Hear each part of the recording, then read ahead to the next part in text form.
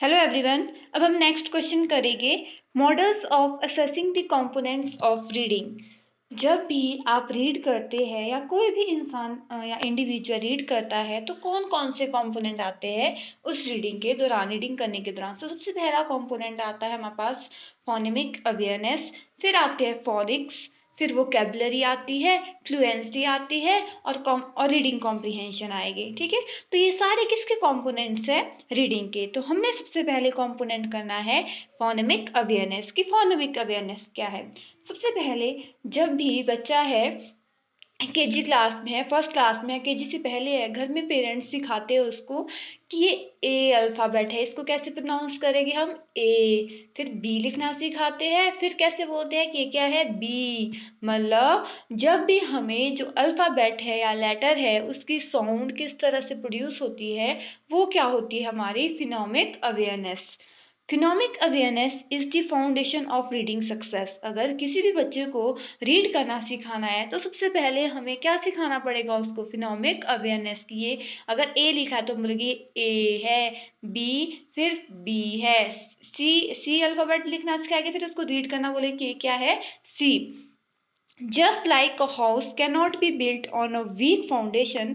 जैसे अगर हाउस बनाया जाता है, घर बनाया जा रहा है, उसके वीक फाउंडेशन नहीं रखी जाती, उसकी स्ट्रॉन्ग फाउंडेशन होनी चाहिए, वैसे ही stronger reader really develops without phonemic awareness. अगर किसी ने स्ट्रॉन्गर रीडर को डेवलप करना है तो वो विदाउट किसके बिना नहीं होगा? अगर उसको फिनोमिक अवेयरनेस नहीं होगी। तो इसीलिए फिनोमिक अवेयरनेस बहुत ज़्यादा इम्पॉर्टेंट है, क्योंकि अगर बच्चे ने रीड करना सीखना है तो उसको ये पता होना चाहिए कि जो ए है ये कैसे साउंड प्रोड्यूस करता है। ए बी लिखेंगे, फिर देखेगा ये बी है। जैसे मैं अभी पढ़ रही हूँ मॉडल्स, तो सबसे पहले बच्चा देखेगा इसमें एम है, ओ है, डी है, ई है, एल है, ऐसे। ये क्या है?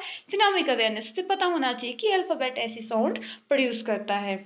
अब नेक्स्ट है phonemic awareness is the ability to hear, identify and manipulate individual sound. ये एबिलिटी है, किसकी एबिलिटी है? कोई भी इंडिविजुअल है, पहले वो सुनेगा कि जो मेरे पेरेंट्स सिखाते, अगर टीचर सिखाते उसको ये क्या है? ए। फिर सुनेगा कि इसको हम ए बोलते हैं, इस तरह से मुझे इसे प्रोनाउंस करना है। आइडेंटिफाई करता है और थोड़ा बहुत कोई भी बच्चा क्या करेगा? उसको मैनिपुलेट करेगा, मतलब मैनिपुलेट ए बोलेगा तो बच्चा भी बोलेगा ए। इस तरह से क्या करेगा बच्चा? उसको सीखेगा। Phonemic awareness is important because it improves student word reading and comprehension. Phonemic awareness is very very important. अगर बच्चे को रीड करना सिखाना है तो उसे पता होना चाहिए कि ए अल्फाबेट है, ये बी है, सी है, और इस तरह से ये क्या कर रहा है? प्रोनाउंस होता है। फिर आता है हमारे पास it help student learn to spell. अगर स्पेलिंग लर्निंग करनी है या स्पेल किस तरह से हम स्पेल करेंगे, किस तरह से बोलेंगे इसको, या कौन सिखाएगा ये हमें? Phonemic awareness. Phonemic awareness can be developed through following activities. अगर बच्चे की आपने फिनोमिक अवेयरनेस पढ़ानी है तो उसके लिए कौन कौन सी एक्टिविटीज है? Identify and categorise sound. उसको आइडेंटिफाई और कैटेगराइज करना सिखाना है बच्चे को। ये ए है, ये ई है, ये आई है, और इनकी साउंड डिफरेंट डिफरेंट है। और उसके बाद है blend sound to form words. फिर सिखाएगी कि दोनों आपस में, अगर ए है, ई है, दोनों आपस में मिल गए तो किस तरह की साउंड प्रोड्यूस करेंगे। डिलीट और add sound to form new words. अगर न्यू वर्ड उसने कुछ और बनाने हैं तो दोनों साउंड जब आपस में मिल रही है, कुछ ऐड होगी, कुछ डिलीट होगी, जिससे क्या बनेगा? न्यू वर्ड बनेगा। अब नेक्स्ट है जो फिनोमिक इंस्ट्रक्शंस होते हैं वो कब सिखाए जाते हैं? या तो केजी क्लास में या फर्स्ट क्लास में। Thus phonemic awareness is the only aspect of reading. हम बोल सकते हैं कि फिनोमिक अवेयरनेस क्या है? ओनली एस्पेक्ट ऑफ रीडिंग है, जो एसेंशियल है किसके लिए? चिल्ड्रन के लिए। अगर उन्होंने डेवलप करनी है रीडिंग, अगर उन्होंने क्या सीखनी है कि रीड किस तरह से करना है। The facts regarding phonemic awareness and reading success are. कौन कौन से ऐसे फैक्ट है जो क्या सिखाएगी कि फिनोमिक अवेयरनेस और रीडिंग को सक्सेस बनाने के लिए जो इम्पोर्टेंट है वो क्या है? फर्स्ट है when parents teach their children क्या टीच करते हैं जब चिल्ड्रन को पेरेंट्स, जैसे लेटर है, ये अल्फ़ाबेट है कि इस तरह की, ये अल्फ़ाबेट किस तरह की साउंड प्रोड्यूस करेगा और इसकी क्या फिनोमिक अवेयरनेस होगी, मतलब ये किस तरह से प्रोड्यूस करेगा अपनी साउंड। तो ये क्या इंप्रूव करते हैं बच्चे की फिनोमिक अवेयरनेस को। Development of phonemic awareness leads to improve reading ability. अगर फिनोमिक अवेयरनेस की डेवलपमेंट होगी तो बच्चे की रीडिंग एबिलिटी खुद ब खुद इंक्रीज हो जाएगी। Children who have pure phonemic awareness in first grade, अगर फर्स्ट ग्रेड में केजी क्लास में तो बच्चा सीख रहा है, इनिशियल स्टेज है उसकी, अगर फर्स्ट क्लास में पहुंच गया अभी तक भी उसको फिनोमिक अवेयरनेस नहीं आई है, तो जब वो फोर्थ स्टैंडर्ड तक पहुंचेगा तो उसकी रीडिंग एबिलिटी क्या होगी, बहुत ज़्यादा पुअर होगी। अभी हमने पढ़ा फिनोमिक अवेयरनेस, अब हम पढ़ेंगे फोनिक्स। अब फोनिक्स और फिनोमिक अवेयरनेस में क्या डिफरेंस है। जब बच्चे को फिनोमिक अवेयरनेस आ गई, मतलब बच्चे को पता लग गया ये ए है, ए को इस तरह से प्रोड्यूस करेगी, देखा उसने ए का सिंबल क्या है, फिर वो देखेगा कि अच्छा ये ए है प्रोड्यूस करेगा, फिर बी को देखा, फिर बी है, फिर उसकी ये अभी कौन सी एबिलिटी डेवलप हुई है, ये हुई है उसकी एबिलिटी फिनोमिक अवेयरनेस की। जब उसने वर्ड्स को, लेटर्स को कंबाइन किया, उन दोनों की साउंड को ऐड किया, डिलीट किया, कि किस तरह से ये वर्ड, सारे अल्फ़ाबेट मिलके एक वर्ड बनाएंगे, ये किस तरह से ये वर्ड प्रोनाउंस होगा, उसको बोलते हैं हम फोनिक्स। जैसे मॉडल है कहीं लिखा हुआ MODEL, तो बच्चा क्या पढ़ेगा उसको, मॉडल, तो ये होता है phonics. For phonics phonemic awareness is very important. Phonic के लिए phonemic awareness is very very important. Phonemic awareness is closely related to phonics, और फिनोमिक अवेयरनेस किससे रिलेटेड है, फोनिक्स से, because both involve connection between sound and words, because दोनों में किसमें connection है, साउंड और वर्ड्स के बीच में कनेक्शन है। Phoenix means the study and science of speech sound. Phoenix का मतलब क्या है, स्टडी करना है किसको, कि स्पीच की साउंड कैसी होगी, देयर प्रोडक्शन, उसको हम किस तरह से प्रोड्यूस करेंगे, and the sign use to represent them, और उनको किस तरह से हम क्या करेंगे, रिप्रेजेंट करेंगे। अब नेक्स्ट है, the goal of phonics is to enable beginning readers to decode new written words by sounding them out.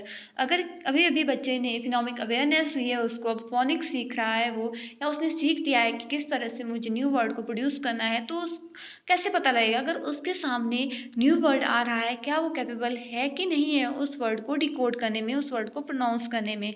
तो phonics helps children learn to read words and to spell word, और यही phoenix help करता है बच्चे की, कि तुम कि किसी भी वर्ड को रीड करो और उसको अच्छी तरह से स्पेल करो। फिर उसके बाद आता है फ्लुएंसी। अब फ्लुएंसी क्या है, fluency means the uttering of word, मतलब अटरिंग ऑफ वर्ड मतलब पढ़ना, वर्ड्स को बड़बड़ाना, वैसे अटनी का मतलब होता है बड़बड़ाना, पर यहाँ पे क्या है, पढ़ना। And sentences with no gap, sentences और वर्ड्स को पढ़ना विद नो गैप और नो हेजिटेशन। अगर आप किसी भी, आपको कोई एक पैराग्राफ रीड करने को दिया है और आप उसको अच्छी तरह से विदाउट नो हेजिटेशन से पढ़ रहे हो, तो मैं बोलूँगी कि आपकी फ्लुएंसी क्या है, अच्छी है। It is considered as a rapidly and smoothness in reading and speaking without any disturbance और फेलियर इन रिकॉग्निशन। ये क्या है, किसी भी पर्सन की, किसी भी इंडिविजुअल और स्टूडेंट की एबिलिटी है कि अच्छी तरह से स्मूथनेस से किसी भी चीज़ को पढ़ना विदाउट, आप उसमें फेल नहीं हो रहे हो कि न्यू वर्ड को पहचानो, और अच्छी तरह से क्या कर रहे हो, आप उसको पढ़ पा रहे हो, ये क्या होती है, fluency. Fluency is a reader ability to read with speed, accuracy and expression। कब बोलेंगे हम कि ये जो रीडर है ये फ्लुएंसी के साथ बोल रहा है, अगर स्पीड में बोल रहा है और साथ ही साथ एक्यूरेट वर्ड यूज़ कर रहा है। अगर आप स्पीड में बोल रहे हो पर आप एक्यूरेटली नहीं बोल रहे हो, किसी भी वर्ड को कुछ और ही प्रोनाउंस कर रहे हो, तो आप क्या नहीं है, आपकी वो फ्लुएंसी नहीं है। तो 10 जो फ्लुएंसी है वो क्या रिक्वायर करती है, किसी भी पर्सन के पास सारी स्किल्स होनी चाहिए, उसके पास किसी भी चीज़ करने को, किसी भी वर्ड को या किसी भी पैराग्राफ को रीड करने के लिए। 10 it requires him to combine and use multiple reading skill at the same time. एक टाइम पे उसको सारी स्किल्स, जो भी रीडिंग की स्किल्स लगती है किसी भी पर्सन के पास होनी चाहिए, उसको वो क्या करता है, यूज़ करता है। Fluency is most often measure through oral reading. अगर हम बात करें, हम कैसे मेजर करेंगे कि किसकी फ्लुएंसी कैसी है, उसको हम मेजर कर सकते हैं कि कोई पर्सन क्या कर रहा है, ओरल रीडिंग कर रहा है। Good reader also exhibit this skill when they are reading silently, और ये स्किल वो तब भी यूज करेगा अगर वो रीड क्या कर रहा है, silently. Fluency is measured by, अगर हम बात करें फ्लुएंसी को और कैसे मेजर कर सकते हैं, how fast you read, fast तो आप रीड करें पर साथ ही साथ कैसे होना चाहिए, with accuracy. How you read with when punctuation marks are use, जब पंक्चुएशन मार्क आएंगे, कॉमा आएगा, फुल स्टॉप आएगा, तो आपको क्या करना पड़ेगा, उस हिसाब से अपनी स्पीड को, अपने पेस को, अपनी स्पीड को कम करना पड़ेगा, क्योंकि पंक्चुएशन मार्क क्या होते हैं, ये डिनोट करते हैं किसी भी चीज़ को या किसी भी पर्टिकुलर सेंटेंस को अलग करते हैं, तो आपको इसका भी ध्यान रखना पड़ेगा। अब वोकेबलरी क्या है? Vocabulary development is an ongoing process that continues throughout one's reading life. कैसे होगी आपकी vocabulary increase? जब भी आप न्यू चीज़ रीड करते रहोगे तो आपको न्यू न्यू वर्ड्स मिलते रहेंगे, उसका मीनिंग पता चलता रहेगा, उससे आपकी क्या होगी, vocabulary क्या होगी, increase. The word vocabulary is the collection of words a person know, अगर मैं बात करूँ आपकी कैसी vocabulary है, कैसे पता लगेगा, जितने भी मैं वर्ड्स वो जानती हूँ, मैंने कहाँ से सीखे वो वर्ड्स, रीड करके सीखे, तो वो क्या है आपकी वोकेबलरी। और वोकेबलरी आपको हेल्प करती है कि आप एक अच्छी सी लैंग्वेज यूज़ करो, आप अच्छे वे में अपनी व्यूज़ को एक्सप्रेस कर सकते हो। So there are two primary ways of teaching and learning new vocabulary words, अगर आपने न्यू वोकेबलरी वर्ड को टीच कराना है तो उसके लिए क्या क्या वेज है? फर्स्ट है, the first is explicit instruction, मतलब आपको किसी ने भी न्यू वर्ड आया, आपको टीचर ने सिखाया कि इसको इस तरह से प्रोनाउंस करते हैं और इसका ये मीनिंग है, तो वहाँ से क्या सीख लिया आपने एक वर्ड सीख लिया और उसका मतलब आपने सीख लिया, मतलब एक वर्ड आपकी वोकेबलरी में क्या हो गया, add. This involve someone telling you how a word is pronounced and what is it's meaning. दूसरा है, the second is context clues, जब भी आप कोई पैराग्राफ पढ़ रहे हो तो उसमें एक डिफिकल्ट वर्ड आया, न्यू वर्ड आया बीच में, उस वर्ड से रिलेटेड जो आपको नहीं पता है, वहाँ पे फिर क्लू दिया जाएगा साइड में कि हाँ इसका मतलब ये है, फिर आपने उस न्यू वर्ड को गेन कर लिया और अपनी वोकेबलरी में स्टोर कर दिया। तो अगर हम बात करें जो सेकंड क्या है, second is context clues.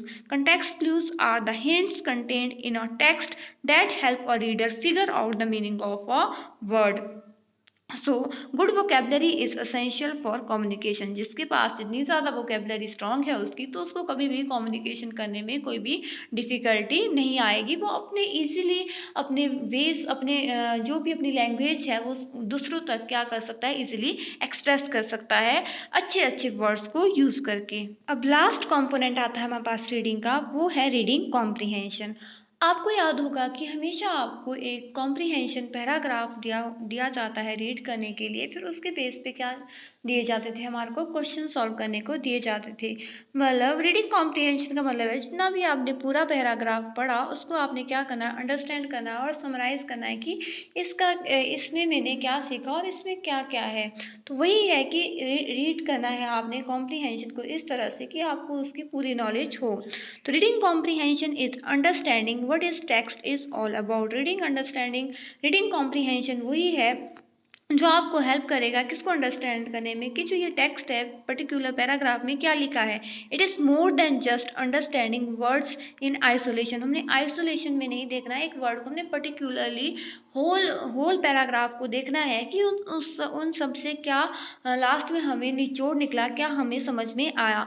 Comprehension is acquiring meaning from the text. Comprehension का मतलब क्या है कि एक्वायर करना आपने meaning from the text, and it is acquiring meaning from the text. इसका मतलब ही क्या है कि किससे एक्वायर करना है हमने meaning from the text. Specific actions should be taken to help the student to develop comprehension skill, और स्कूल में डिफरेंट स्टेप लिए जाने चाहिए अगर बच्चे की रीडिंग कॉम्प्रीहेंशन स्किल को क्या करना है, इम्प्रूव करना है। तो सबसे पहले है helps the reader to learn to summarize the material they have read. उनको समझाना है कि आपने पहले पूरा पैराग्राफ को अच्छी तरह से रीड किया, उसको समझा, फिर आपने उनको सिखाना है कि आपने इस तरह से समझना है इसको कि ये पूरा ग्राफ आपको क्या बताना चाहता है, इसकी समरी क्या बताना चाहती है आपको। उसके बाद नेक्स्ट है help the student to understand the structure and organization of writing. Student को हेल्प करनी है अंडरस्टैंड करने में कि किस तरह से ये जो कॉम्प्रिहेंशन है पैराग्राफ है इसका क्या स्ट्रक्चर है और इसको किस तरह से ऑर्गेनाइज किया गया है और ये हमें क्या बताने की कोशिश करता है। Help the student learn to identify and extract the main ideas. और पूरे पैराग्राफ में जब आपने उस कॉम्प्रिहेंशन को रीड किया तो बच्चे को ये समझाना है आपने कि ये पर्टिकुलरली हमें क्या आइडियाज़ बताना चाहता है, इसमें मेन आइडियाज़ क्या क्या है, उसको निकालने में टीचर ने क्या करनी है, बच्चे की हेल्प करनी है, उसको समझाना है कि आपने किस तरह से पैराग्राफ को रीड करना है। Reading comprehension involve understanding the meaning of content. Reading comprehension का मतलब क्या है, अंडरस्टैंड करना, हमने जो कंटेंट है उसका मीनिंग, वोकैबुलरी, कुछ से न्यू वर्ड्स मिलेंगे हमें, उस वो क्या होंगे, हमारी वोकैबुलरी में ऐड होते जाएंगे, ग्रामेटिकल स्ट्रक्चर होगा उसमें, कॉन्सेप्ट होंगे and relationship between sentence and clause, और सेंटेंसेस भी होंगे और क्लॉज भी होंगे, जो उसके बीच में क्या रिलेशनशिप है। So, reading comprehension involves understanding the meaning of content, vocabulary, grammatical structure, concept, and relationship between sentences and clause.